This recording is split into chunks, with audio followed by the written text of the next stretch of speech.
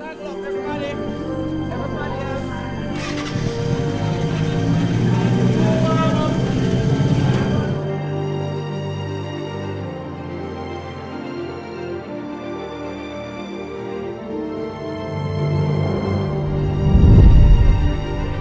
name is Chung, race number 46, Yamaha R6.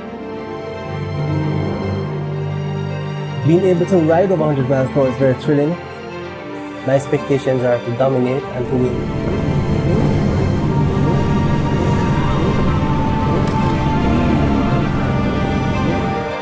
Haven't been to Dover since October 2019. That day in 2019 when he met in the accident, I was actually on the track with him.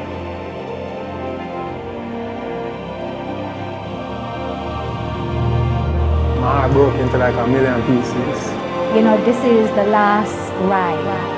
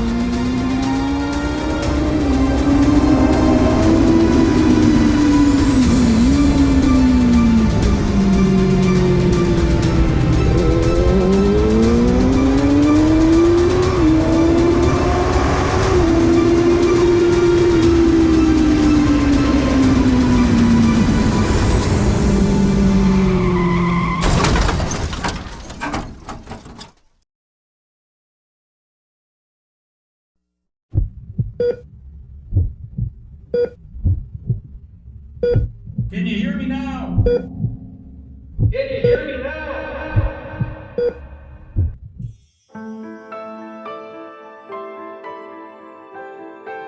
Chung was a racer for the GRDC for numerous years. Today we're at Dover. I guess it makes sense that this is where we come back. Last place, Chris was seen alive. Last place,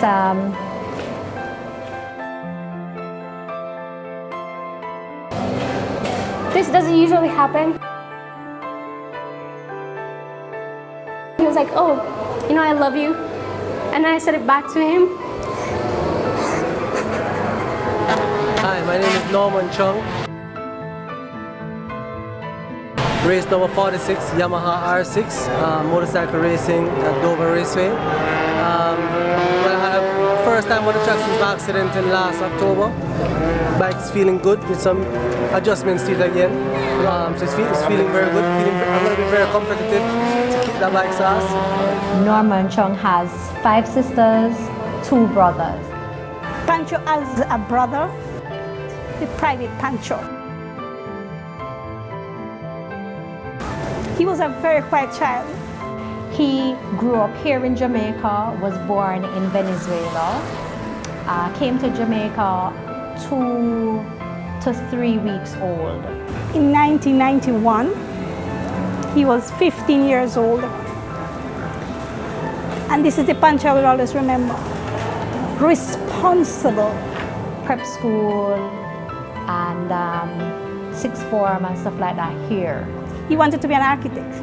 He's a Jamaican, not by birth, but heart and soul and body and mind, he's a Jamaican. We started out as friends, really good friends. We would hang out, have lunch, then one thing lead to another, and then we took it a notch up a couple months later, and we started dating. We love going to restaurants and stuff, like trying different food. I remember one CMRC race, meeting Guyana. We were all at the track, you know, new place, trying out new food. Chris was not against any food at all. Chris eat every and anything, as long as it don't eat him first. We can't cut out that part.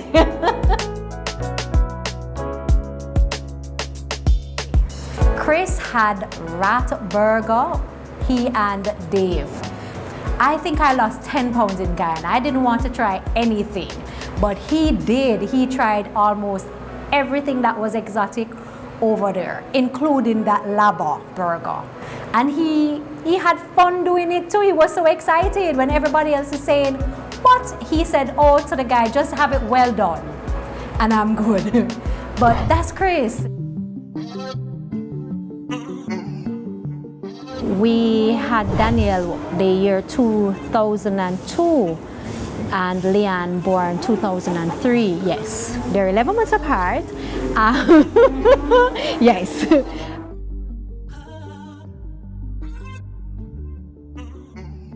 When he bought his first bike, I was kind of surprised because I thought he was a car man. Norman is probably like myself, just that I had a few more years on him in terms of being in this motor racing sport, but his love was mainly two wheels.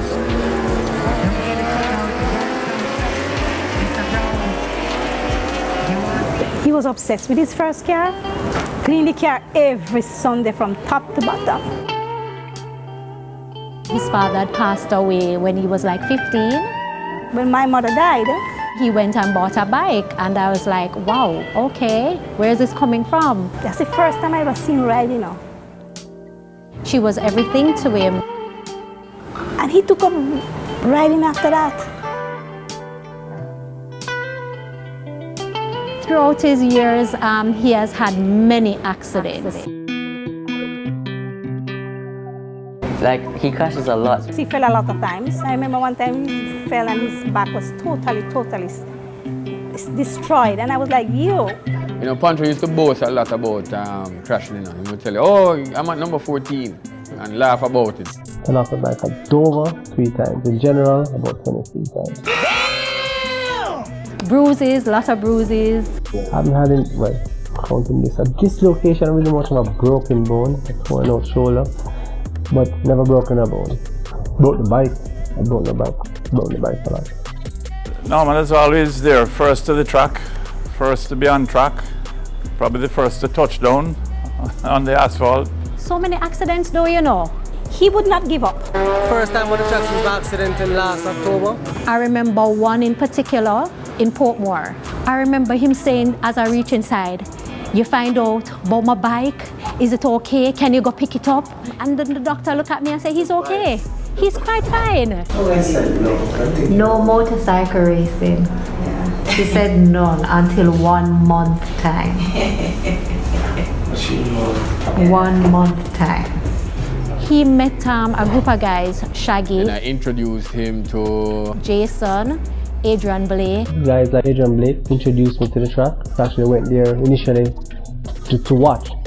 Chris would ride with us on the street, but never wanted to ride at Dover. Said to the guys at Dover, I take my hats off to them for their bravery.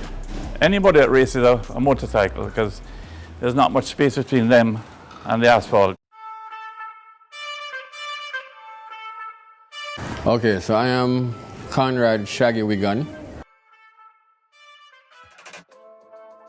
Dover would come around, and I wasn't really interested in Dover at the time because like I was one of the first person to ever crash at Dover way back in the 90s. They were not riding at Dover, they were just doing the cars. Adrian said, all right, Shaggy, let's go Dover and just take the track one day for ourselves, like on a Sunday, and we'll ride and see how it goes. I said, all right, no problem, because like I said, crashed at Dover years ago, helicopter carried me in to UA, I wasn't interested. And then by the time I got a taste of Dover track now, I said, no man, I like this. Yeah, boy. I said, no man, we have to fight for getting back the bikes to Dover. So it was Adrian, Jason and myself went to a meeting and formulated that and said, let's bring back riding to Dover. capture one of the prizes. There were persons who weren't for the bikes, but we said, listen, bike, racing is one thing with cars, but bike also draws a good crowd, you know? You can hear, if you had a decibel reading, you can hear when the bikes go out, the crowd rears more so than with the cars. So anyway, they said, all right, fine, and Mr. Jardine, being the president at the time, he kind of said, yes, let's do this. We were racing at Dover, and then call it out a year later, Pancho decided that he went to race. The first time he went on the track was with Shaggy and Jason and Adrian. I started in actually late 2010. That's the first time I went out. You get that in a year system, you know, get it out back. The rest is history. At that point I realized that I really liked it, it was fun. And I'd like to continue. I remember coming to this track, like when you just like came into racing, and there with my doll, her name was Ashley, just taking her, I was like this, I mean I'm short now, so I'm gonna say I was like this height, you know, just walking around, seeing a bike like the KFC bike. If you know how old that is, that's old, that's years ago. I fought tooth and nail for getting the B class going, and then it finally happened. His personality, I found him to be very honest. I found him to be very passionate about the sport. The numbers were small, so Pancho was very instrumental in getting more riders. He's always encouraging me to come to the track, you know, leave out the road riding and do most of it on the track. So I was one of those who wouldn't necessarily listen on my first day at the track, and I paid the price, and I've known Pancho ever since. He's dedicated to motor racing, dedicated to helping kids get into this fun hobby of motorcycling. He felt like, as a beginner racer, and if him can do it, anybody could do it. So he would convince more people to come out and ride. He's very aggressive in trying to get you to take part in the motorsport, you know. For the years I've known him, he's always trying to sell me one of the bikes. And can I tell you, sir, I stopped racing in 2010, I think 2011, 2010. And every year since that, Pancho been trying to get me back on the track. And I said, one day, Pancho, man, one day I'm gonna come back, man, because, you know, just go and catch a practice. So, you know, we came and did the first race meet, and, you know, I don't know if anybody tell you about racing, but as I'm sure you would know, it's like drugs. Pancho got a lot of new people to come into racing, and, you know, he was showing them the ropes and teaching them the thing. He really inspired me getting into racing as well, because coming from street riding with him, I knew his abilities. When we got the chance, you know, as street riders to come to the track and just, you know, learn a little thing and whatever, of course, you know, I wasn't going to say no. So when the challenge was put to me to circuit race, I told him that I'll definitely come and race, because I know I won't come last, because I know I can beat Pancho. You're serious? He has a lot of trophies, mainly second and third, maybe 1 and 2 first. Somebody said, you know, like he was last, but he finished his race. He would never quit. He was never a quitter. Finally, First pole position, first place. First win of the year. Talk to me. Going almost felt lost it. I couldn't have trouble getting past Al. But I just kept at it, didn't give up. Till he made a mistake. And I just went fast. It was game over for me. But that wasn't it for him. It was just the love of the sport. We had a big rivalry. Jason, Pancho, and myself had a big rivalry. Fun rivalry. Before Dover, we'd say what we're going to do to each other on the track. Oh, and I'm going to see my tail light, not tail light, but they're going to see the back of me. You know, around there, so I'm going to beat them in that corner, and who going to beat who, and it's just so we keep doing it before Dover, and then at Dover time now we just go.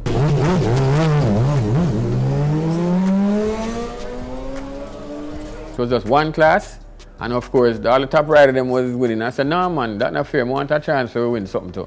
So we set up the B class, right? And of course, Pancho would have benefited as well. I was introduced to circuit racing first by David Brandon, after taking a ride to Port Royal, and he saw how I kept up with Adrian Blake, who was the reigning champion at the time. Adrian used to take us on that run every Sunday. He said, no, I should really try it. And then I was challenged by a couple of my friends that I can only ride in a straight line because I was a drag racing champ. And then, I took up the offer, and that's where it all began.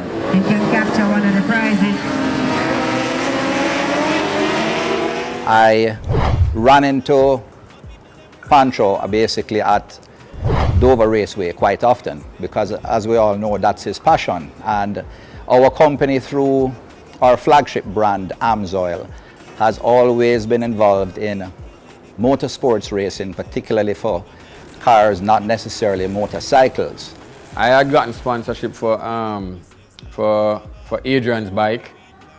I got sponsorship for my bike and everything, and Pancho went and got sponsorship for his bike. He approached me one day at Dover and asked, would I be interested in having Amsoil featured and use the brand to sponsor motorcycle racing in Jamaica. Of course, I was, if you know Chris, his personality, very soft-spoken and very, very nice personality. It was quite easy for me to say, sure, let's give it a try. Why not? Amsoil, of course, never let me down yet.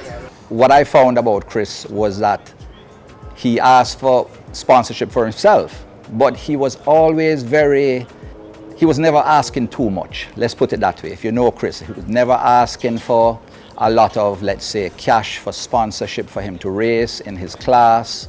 And I found that a bit admirable because there's nothing wrong, in fact, with asking for cash because the sport itself is expensive. But Chris was always, listen, I just need a couple of quarts of oil, give me a gallon or a quarter of degreaser, and that was pretty much it. He never really went beyond that, and to me, I found it a very admirable part of his character. I'd like to really thank him for his unending support of Reggae Racers, which is a brand that I created some years ago, which is to coordinate a motorsports effort when we go and tour the islands. Whenever Reggae Racers traveling, he's on board. For him, it's not about winning. He would love to win, yes, but he just wanted to be a part of the action. He wanted to be with the guys. He just wanted to be out there. I've known Pancho for over 20 years. We have a very, very long history, and I have some fond memories of him. Some very funny ones as well.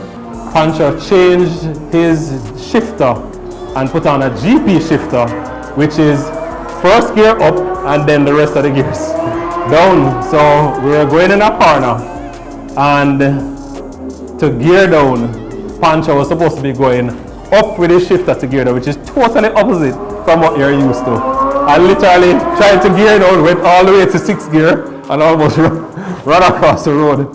While I was in the corner looking at him fly past me, going on the opposite side of the road. I mean, thank God the road was clear, so nothing happened. One Christmas, the children told them that there was no Santa. We never had the whole costume, but he put on a jacket and a pants, and we worked it out in a way that he was going through the door when the children saw him. That is to bring back their joy that there was a Santa Claus. So now, take your time, break, it's a break. Alright? Faster, go a little faster now. A little faster now. People might not know, but he had patience. We used to just call him, basically like the teacher. I can't even name some of the things. He has taught me so much where motorcycle is concerned. Riding techniques, braking techniques, so many things that he has taught us. Both my sons, Justin Burrows and Zachary Burrows, race in the MX Jamaica series. Justin was second place in the B-Class Championship, and Zachary was first place in the 65cc Championship. A lot is owed to Pancho, because Pancho used to walk with them on the track. Pancho is the one who kind of hold everybody hand and walk them around the track, basically. Almost literally, because we used to walk the track first. In 2017, 2018, he started fixing bikes at home. So now home is a garage. Saw bikes in the yard and thing, and I say, yeah man, I'm a mechanic. Problem with your bike, and he said, boy, he said, bring it come. And the man pulled down my bike. And I said, all right, chain this, adjust this, that. The forks, them, and the man started set sag. I mean, just buy bike and ride bike. No, the sag need to set for your weight and ride in position. And I say, yo, I'm not race, I'm just riding bike on the street. We spent hours upon hours working on motorcycles, talking about motorcycles. Time you look, you reach there, so you see one next rider from way over here, so come, he might work on a theme bike, and when you look in a Pancho yard, I'm sure Lataya probably tell you about it, you know. But 8 different bikes for 8 different people, like Pancho run a shop. I would see John Mark bike in my front room, in the entrance. I would have somebody else's bike in my living room. We have parts in the bedroom, on the Chester drawer, on the, you name it, parts are in there. The most memorable nights is me spending time with him and working on bikes. And I'm like, okay, then he started fixing bike for Sizzler and Popcorn. And is that correct? Trouble. So I remember one time they all came to the house, and then they have entourage of persons that they travel with.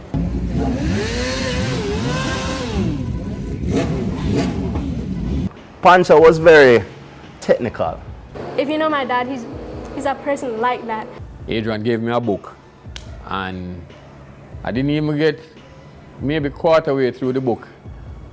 Pancho said, Shaggy, let me see the book there. And let me tell you something. From Pancho take that book, I don't see it again. Working with Pancho, from a technical perspective, we could demonstrate that if the rider had simply come off the brakes anywhere within a second and a half, he would not have crashed. He knew so much about part numbers and the application. And Pancho knew every single page in that book by heart. You hear me?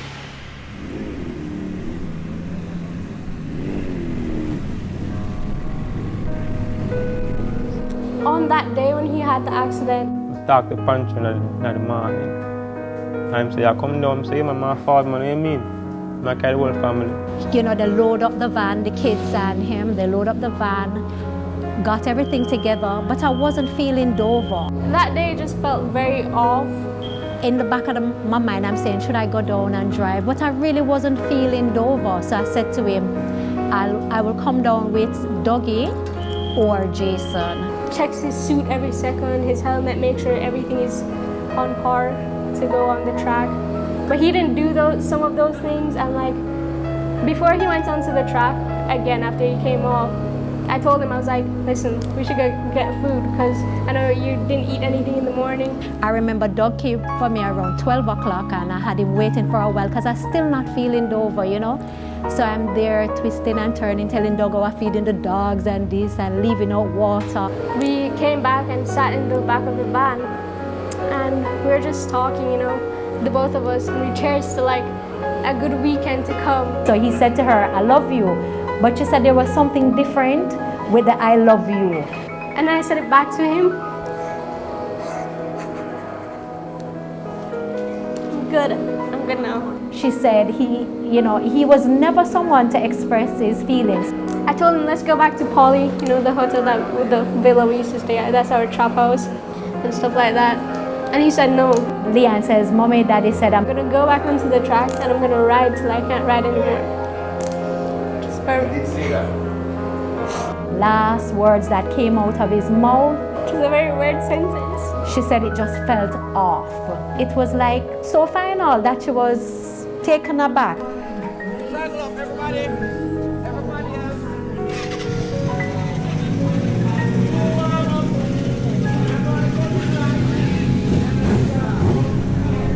So I went into the pits after that.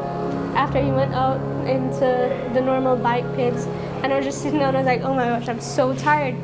Then someone ran in and was like, there was an accident. I was actually on the track with him. So I saw when he went down first and my heart broke into like a million pieces. People were just telling me Alan Dover crashed, a bike ran over his head and stuff like that.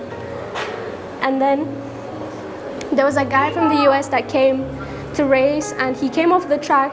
So I was asking questions. I was like, okay, what's going on? Because I didn't see any bikes. I saw bikes laying down in the grass because I couldn't see from that side of the track.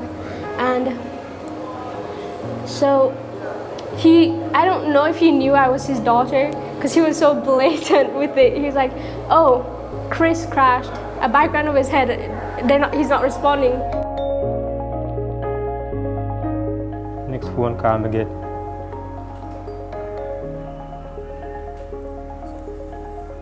When I got that call, that dreaded call, you know, that Pancho fell on the track. I didn't believe it at first. It was in disbelief, you know.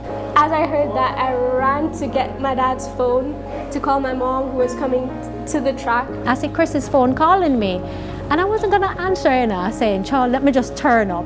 But something said answer, and it was Leanne on the phone, and she crying. And I'm like, okay, but I've been down this road so many times. And normally for Pancho, stuff like this, you know, is a regular occurrence at most events. In that moment, just everything stopped. Thankfully, the Jamaica bus rushed him to the hospital, tried to get him back. I remember a particular time when he crashed at Dover, and in the ambulance they were gonna cut off his suit, and somebody called me quickly to come over. It was like he was in and out of consciousness, but then somebody said, "Pass the scissors, let's cut the suit." If you know my dad and you know anything about him, his suits are his top one priority. He will literally wake up and be like, "I know her name." They're asking questions just for them to not cut his suit off. And he immediately said, her name is Latoya, and today is race day. And they're like, "Oh, he's fine." So, you know, my mind started wandering off back to them days. Say, listen, we have been here before, but Leanne's tone though made me worried. I think I lost him that day. When they cut the suit off, that's just how you know. When I went into the hospital and see him not moving, that kind of hit a bit deeper. When I reached St. Anne's Bay Hospital, I saw all the racers. Everybody was out. But when I went in, and immediately I knew something was wrong. This is not him. And I saw them trying to revive him type of thing, and suit cut off. Some say, yeah, him gone. This is not him, because suit on the ground. The moment they cut his suit, you knew that something was up. Yeah. Both UWE and KPH has no ICU beds. So this is a problem long before COVID. In October the 19th, 2019, no ICU beds. So Brenton, who is a pilot and a friend, contacted JDF to get the air ambulance out. So going now into 4 hours of this man being at St. Anne's Bay Hospital. Because there was just confusion at the hospital at that time. Unconscious, no doctor to do any form of emergency, no ambulance, and JDF can't get somebody to say come. So I started crying now and making noise, and by then now an ambulance came. But the nurses, I've never seen any nicer nurses than the ones I got that particular day. They came, we went to UWE. By the time I came around, he was already in the ambulance again. So I said, what happened? They don't have any ICU beds. And they said, from the look of the CT scan, KPH is the best place for him. This was like at 1 o'clock in the morning, around those times. We went to KPH, Ryan saw the CT scans, and when he came back out, he said to me, Latoya, call the kids to come and tell Pancho goodbye. I said, what happened? He said, Latoya, it's that bad. For me, that was just it in my head. I mean, I wanted to have faith and hope, which I did. But when you get told to go and say goodbye to someone that you love so much, kind of hard. Chris started, when he heard their voice and stuff, he started like flatlining. So the doctors had to rush him into it was accident and emergency in this room, draw the curtain. I don't know what they did, but then you heard the beep, beep, beep, beep, beep, so you know that you know, there's heartbeat again and stuff. We visited KPH, boy, countless, can't even say how much times. Pretty much once a week at least, I went down to KPH to see Pancho, just hoping that, because the reality of it is Pancho was the glue that held everything together. I saw miracles in the hospital. I saw him move, like twitch, and I saw him look away, and you know, maybe even for just like a second, but it was just hopeful. I had to still go to my job. Then Miracle Corporation reached out to me and says that, listen, there's a form that Norman had filled out here, and next of kin is me, and Richard says he's offering me to take up Norman's position until he comes back.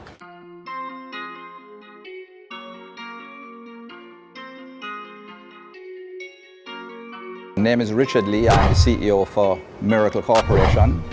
Everybody would just pull together and say, let me help Latoya Shamar. Shamar Urquhart here. I'm a member of the Miracle Corporation team. Chris, in fact, was the driving force behind our motorcycle division. Amsoil, of course, never let me down yet. I said to him, listen, you have such passion for the sport. Why don't you consider becoming an account executive for the company and market the Amsoil products along with all the other products that we have? And immediately for him it was like, wow, because that is his passion. But yeah, it was really hopeful when he came home too. Dr. Cook says, Latoya, Mr. Chung has made so much progress, you know, that we don't want to see it go to waste. So we want you to take him home. I was like, wow, you know, I want him to come home, yes, but I'm more worried, what if something happens at home, you know, this is a hospital. But for the couple months, I know my mom and his siblings and everyone was just, oh yeah, he's still here, there's hope for him. Home was 14th of April. So we had Ryan to call because KPH sent us home and gave us a paper to go to the nearest clinic. And I'm like, okay, this man not moving. Y'all realize that? It would have been hard for him.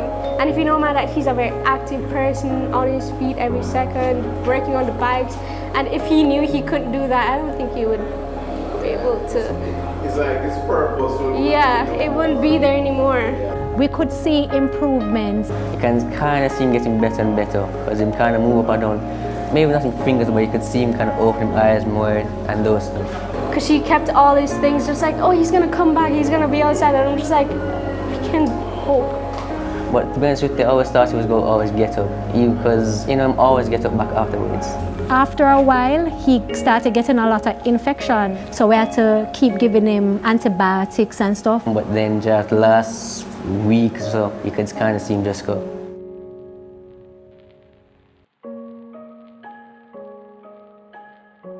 She had people on her back just like, you need to do this, you're not taking care of him properly and stuff like that, because that's how they see it, because they're not there for it.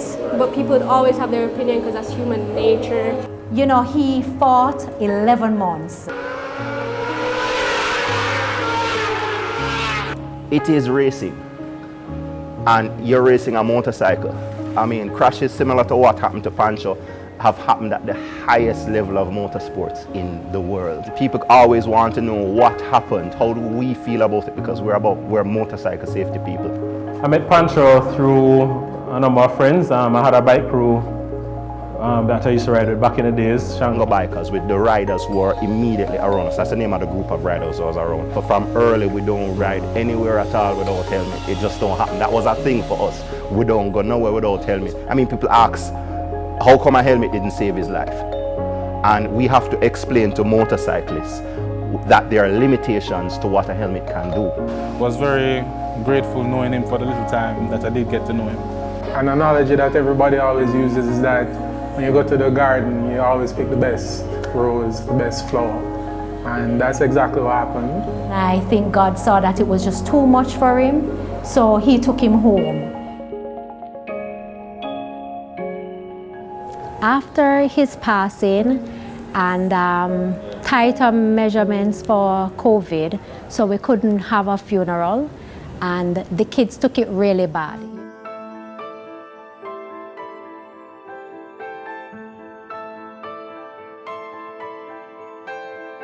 Leanne and her dad, they were very close, you know.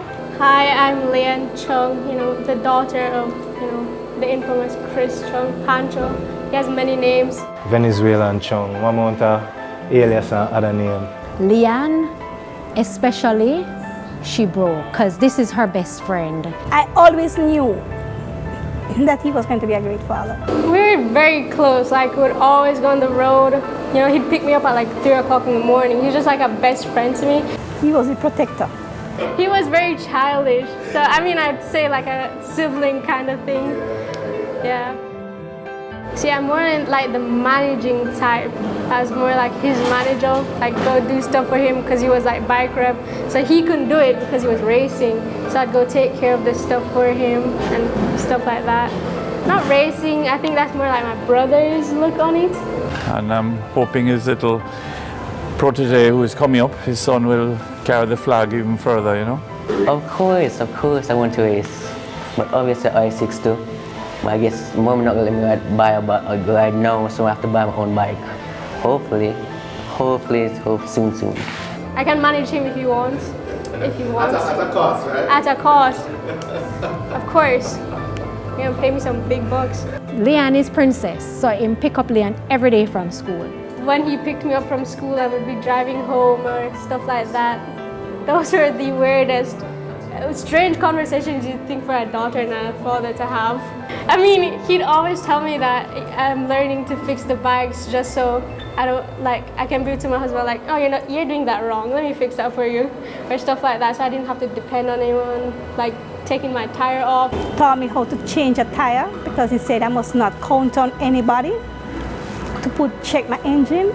He taught me, big woman, and he was the one that taught me how to do all those things. He taught me to do those myself, and which is I'm thankful for it because I know a lot of women out here that rely on men to do those stuff, and I'm thankful that I don't have to do that. He's like, oh, Lee, you come drive me to the gas station, come drive me to here, which I'm so thankful because driving lessons with my mom is difficult.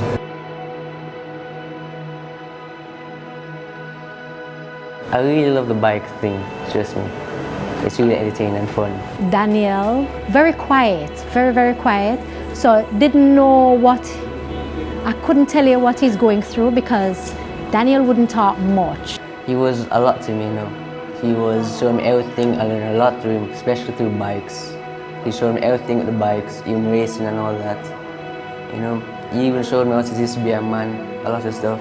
I have to be strong for them, because I'm supposed to be, their support system, so I can't break.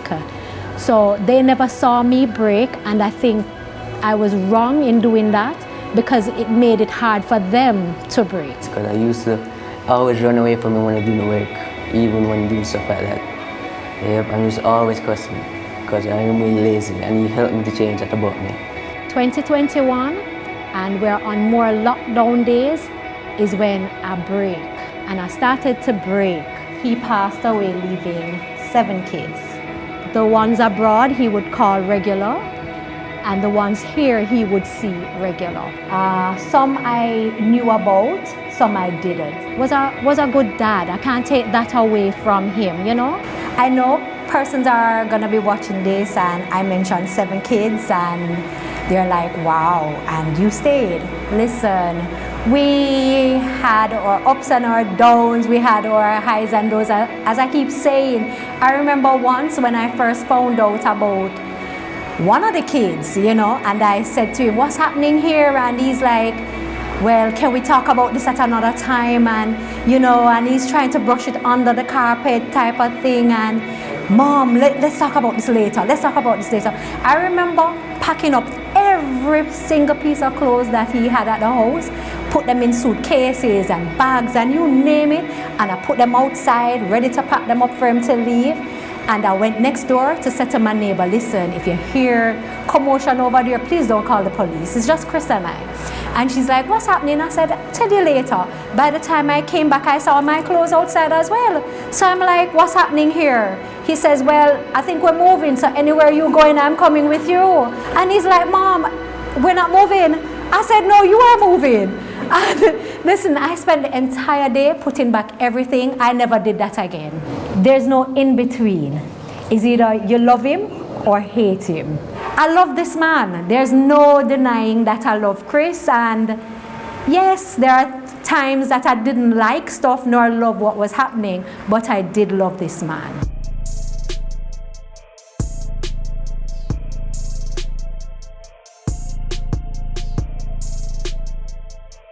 Nick Dean, aka Bobby Blackbird, number 32 of Team Revline Racing. And Team Revline Racing, you know, consists of myself, Kai Watson, number 3, and of course, Chris Pancho Chung. Number 27, Class B rider. I've been participating in motorcycle racing since about 2014. Hi, my name is Brenton Burrows, and I've been fortunate to be friends with Norman Pancho Chung for many, many years. Pancho works on my bike sometimes, and he's been instrumental in helping my kids with their dirt bike racing.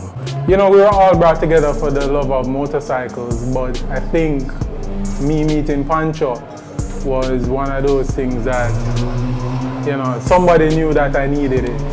I know one person said, oh, they call him at 2 o'clock in the morning. I'm say, who me I call? Come my bridge and I say, yo, you call Pancho? I'm say, you're late. You can't call him man now. I say, no man, a Pancho man, call him. 5 minutes time, man, show up. And he came out to pick up the bike and to take it back home to, you know, look at it to make sure the person is okay. Next day, him call me and tell me, say, him straighten the rim re-spray, come for the bike. That's just who he is. Grenell's Road Safety Expo. I remember the first time I was to do one, and I sent around to bikers to come show up, and Pancho was one of the first bikers to show up, and that is indicative of how he was as a biker. When Chris was with us, he actually led those training seminars for safety for a number of companies in Jamaica, and we've sponsored them. Miracle has given us quite a bit of support in terms of gift packages and prizes, so a company will hire us to do training and will make the pot a whole lot sweeter than they necessarily can afford. I think from my personal point of view, that we want to continue with that sponsorship because we're having definitely too many deaths on the roads, and I believe, if I'm not mistaken, that 1 in 3 deaths is a motorcycle related death. Westmoreland has a lot of fatalities because Westmoreland has a lot of motorcycles. The problem that we've seen is not Westmoreland alone, it is everywhere where there's more motorcycles. And licensing and writing tickets won't do it for bikers, every biker can. Pancho will be the first man to tell you that. And of course, as you know, we recently made a huge contribution to try to save the sport at Dover in terms of some back expenses. Mr. Lee has decided that on Monday morning he's drawing a check for $2 million to the JRDC to make sure that Dover continues the way they are. It was actually a leap of faith because the truth is we really don't know when Dover is going to reopen because the pandemic continues and it continues. We will continue the support, but it also has to be we have to be very careful because money doesn't come too easily these days, especially in these times. So we will continue with the support both from a racing perspective and definitely from the safety seminars island-wide, absolutely. We intend to continue our support. As promised, I did a live Instagram interview, I believe it was maybe 3 months ago. However, we are, I think understandably, both the management of Dover, JRDC, etc., we are really in a holding pattern awaiting word from the government because we are in the middle of the pandemic, which is at, I believe, its height at this point in time. It's just not good. So as soon as we hear from the government what they can and can't do, then we'll be able to continue with formal announcements regarding sponsorship. But we absolutely are right there. We have no, we're not changing our mind by any means. But the point is, at this point, it's not practical because absolutely nothing is happening.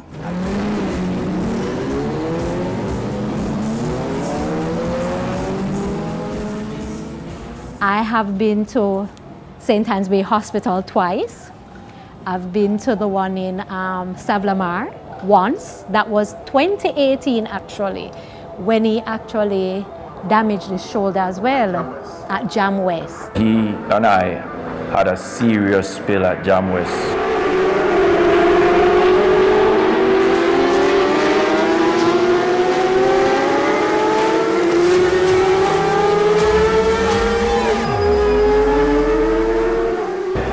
I fell and came back, and he fell and he came back in a neck brace. And we hugged each other, and I said to him, like, at least I can continue, you can't. Flipped over the handlebars, and it was lights out from there. I'm hoping I would be able to come back, but the concussion still has me a little bit giddy. You know, we look out for each other, we go places with each other, we love each other, we spend a lot of time together. So, I mean, you know, Pancho's kids and Pancho's wife, Pancho's family, and I was going to say Pancho's wife is my wife. You know? His family, Daniel, Leon, Latoya, has become my family. Anything we're doing together, so you know, that's why we're here.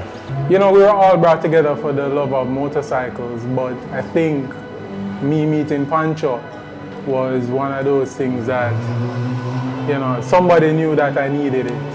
You know, it's been a confidant, a friend. We spent hours upon hours working on motorcycles, talking about motorcycles. Middle of the night, you I watch some instructional video or some race where they go on and you say, yo, Pancho, Shatter the community, pretty much. Pancho is the godfather for riders at Dover, basically. So we're here just trying to build it back, because the reality of it is Pancho is the glue that held everything together. We all miss him here at Miracle Corporation. We're very saddened to this day. It's sad how we lost him, but you know, for me personally, as a motorcycle racer and avid lover of the sport, if I have to go and that's how I have to go, I'm quite fine with that as well. We don't know when is our time, you know, and we just have to know that we give him thanks and do what we love doing. He died doing what he loved. We don't know what can happen tomorrow. Tomorrow is promised to no one. Never forget him, my brother. You know, Revline Racing, NC46. Yo, never forget him. We never leave you out of our thoughts. Not mad at anybody, just wish things were different in terms of if an ambulance was at the track or marshals to say, hey, man down, then maybe it could have gone a bit different, but not taken away from it, it is an accident and nobody is to be blamed. We continue to work hard to better the sport, to make it a safer sport. Just in future though, I would want to have, you know, to see a presence of an ambulance, more marshals, more awareness when they're on the track. What I've summoned my directors to put in place before 2022 is that we will mandatory have an ambulance here for every qualifying day. The guys that are still here are friends, they're family. The camaraderie with the motorcycles, I think is second to none. So, you know, we have more than friendship. We are now family, so I wouldn't want to see the same things happen to them as well. So that would be my request going forward, asking, you know, the board members and stuff to really look into that. Life matters. The preservation of life is paramount to the GRDC. We want to send the deepest sympathy and condolences to the Chung family. From my family to everybody, we're saying thank you for everyone that reached out. The list of names to say thank you would be just too much. And I don't want to get in trouble by leaving out anyone's name, but I mean, it's just too much and so much. So thank you, thank you, thank you, thank you. I love you guys. I love you so much and thank you. We want to big up Amsoil for always being there. And of course, never forget 876 Streets. We want to continue to big up the racers and the members, the strong members, the foundation of the GRDC. Just to hold straight, hold forth, keep safe, and we will race one day.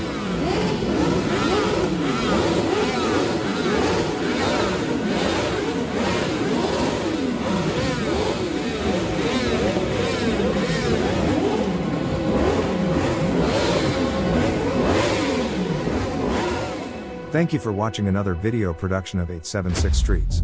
Subscribing to our channel definitely means a lot to us.